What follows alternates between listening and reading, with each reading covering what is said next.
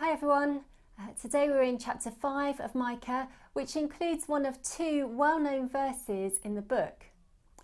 But although we read it every year at Christmas, I think it will be good to see it in the context of the whole book and what Micah has been prophesying about so far. So to recap, Micah has been prophesying judgment against Judah because of their idolatry and the sin it has led to.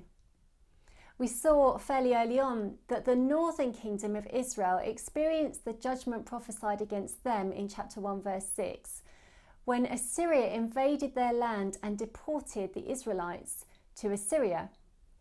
And Judah are now facing a similar threat.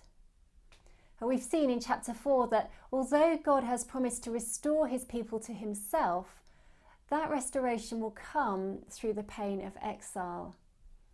And it seems to the people Micah is speaking to that this exile is imminent as the powerful nation of Assyria is set against them.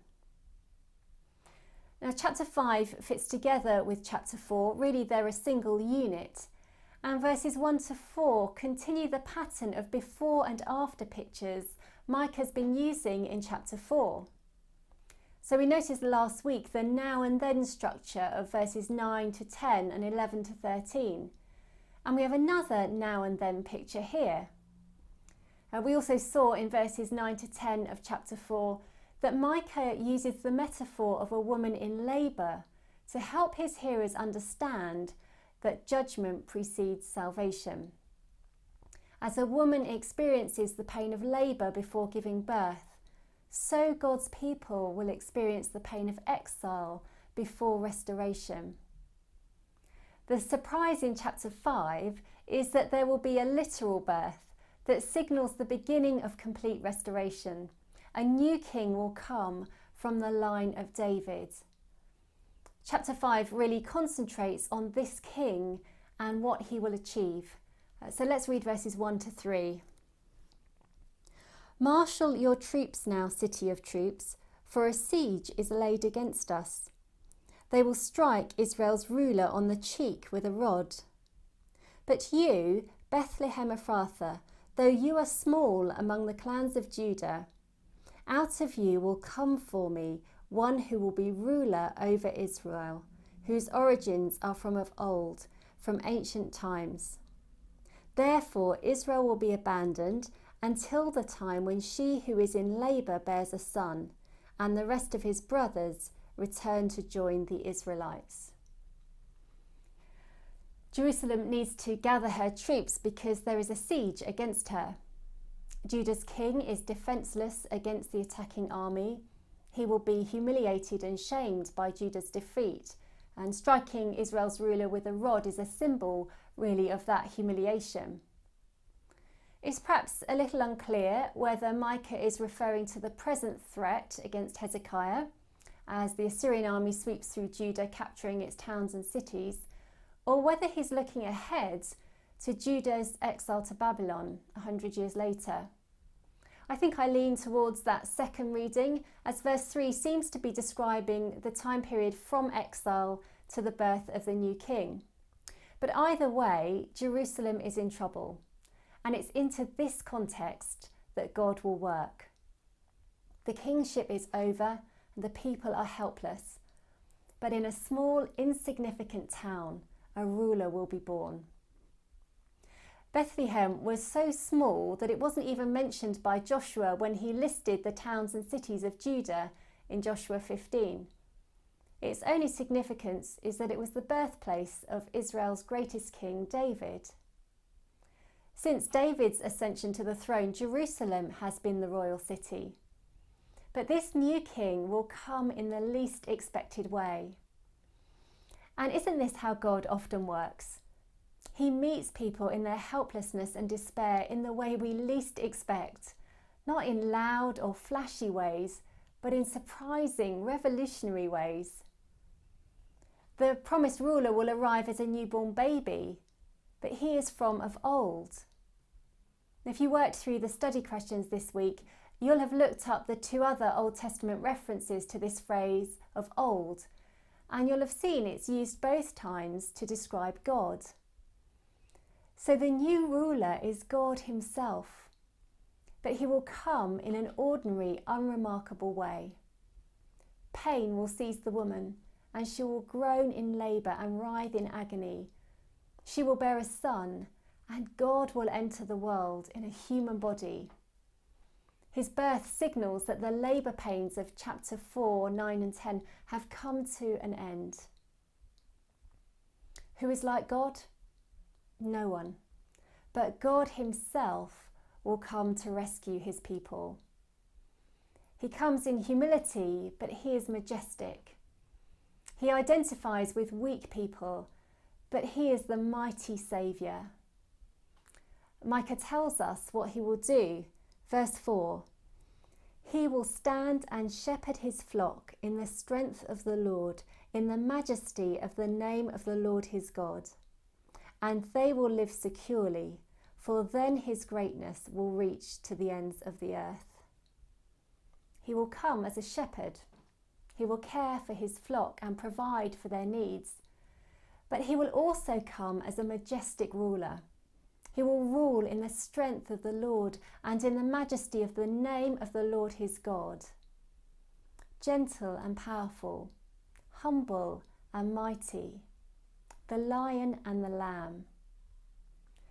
Micah 5 gives us the context for John 10:14, where Jesus says, I am the good shepherd, I know my sheep, and my sheep know me.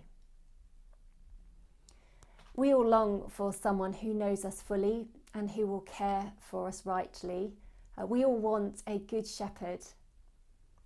But only Jesus can shepherd us perfectly, because he is the only one who can deal with our greatest problem, the problem of sin.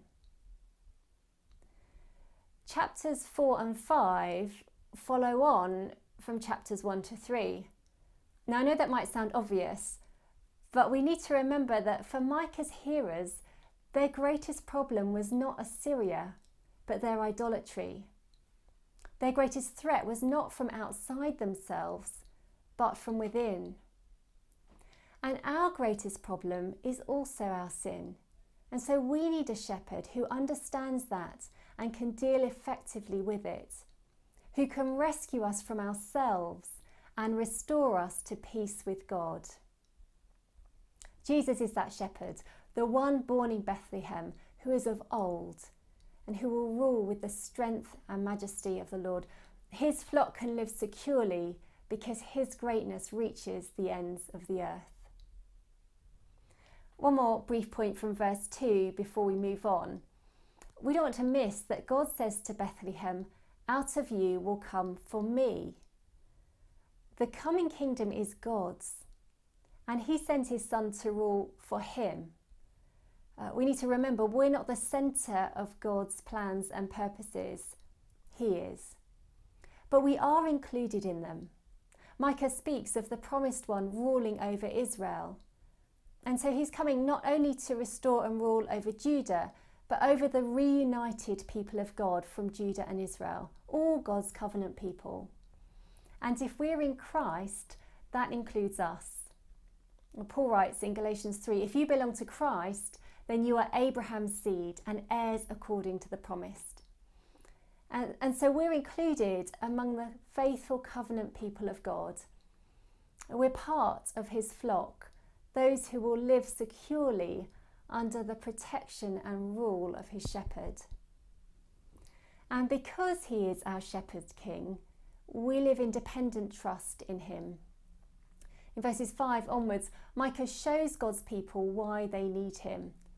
Verse 5, and he will be our peace when the Assyrians invade our land and march through our fortresses. We will raise against them 7 shepherds, even 8 commanders, who will rule the land of Assyria with the sword, the land of Nimrod with drawn sword. He will deliver us from the Assyrians when they invade our land and march across our borders. The remnant of Jacob will be in the midst of many peoples, like dew from the Lord, like showers on the grass, which do not wait for anyone or depend on man. The 7 shepherds and 8 princes is really metaphorical language. In the Bible, the number 7 represents completion or perfection, and so the number 8 in this context represents an even more than perfect number. And the point is that God will raise up many leaders to accomplish his purposes. His new king will lead an undefeatable army. And his remnant, the people he has saved, will live among the people of the earth. They're not going to be spirited away from everyone else, and they're not to withdraw in fear. They will live among the people of the world, and they will be a blessing to their neighbours and communities. In agrarian culture, rain and dew were often used as metaphors referring to the blessings of God. But verse 8 also says that God's people will live victoriously. Let's look at verse 8. The remnant of Jacob will be among the nations, in the midst of many peoples, like a lion among the beasts of the forest, like a young lion among flocks of sheep, which mauls and mangles as it goes, and no one can rescue. Your hand will be lifted up in triumph over your enemies, and all your foes will be destroyed. If you look up Genesis 10, verses 9 to 12, you'll see that Nimrod includes both Assyria, the current threat against Judah, and also Babylon, the future threat. But Micah says that although these strong nations may threaten them now, when the Messiah comes, it will be God's people who are strong and victorious. In the days between his first coming and his final return, his people will grow and flourish among the nations. Their strength will not be weapons of war, swords and spears, but the victory of their shepherd king, and they will represent him to the people around them. I think these verses show that God will give his people far more than they think they need. They think what they need is rescue from the Assyrian army, and God will do that. He will raise up a shepherd king and under-shepherds and princes who will deliver them. But he won't stop there. He will make them a blessing to all nations, just as he promised Abraham in Genesis 12. And again, this speaks to Judah's need to be rescued from themselves. God doesn't just save them from the outside problem of invasion, but from their internal brokenness. Verses 10 to 12 show that Judah had developed their own self-defense strategies in a vain attempt to avoid needing outside help. They trusted in their horses and chariots, in the strong walls of their cities and the defences they had built for themselves. They used fortune tellers to predict the future and witchcraft to try and change it. They looked to their idols for comfort and fulfilment. But God will take these things away. He will destroy them. Verse 10, he will destroy their military strength. Verse 11, he will destroy their places of safety and protection. Verse 12, he will destroy their attempts to control the future. Verses 13 and 14, he will destroy their idols and their allegiance to pagan gods. It may look as though God is punishing his people rather than blessing them, but he's doing it out of love. He's protecting them from futile self-help strategies that will fail, and he's rescuing them from the disastrous consequences of spiritual adultery. Verse 15 reminds us how seriously he takes unfaithfulness to him. I will take vengeance in anger and wrath on the nations that have not obeyed me. And so God will purify his people from their sin and idolatry so that they will live faithfully and securely under his rule. And we need him to do that for us too, because our attempts to be self-sufficient and independent are just as foolish as Judah's and just as dangerous to our spiritual health. Our circumstances are different to those Micah was speaking to, but our idols are the same: power, security, control, and comfort.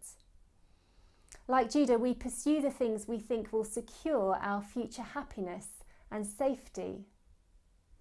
We try to control our own lives.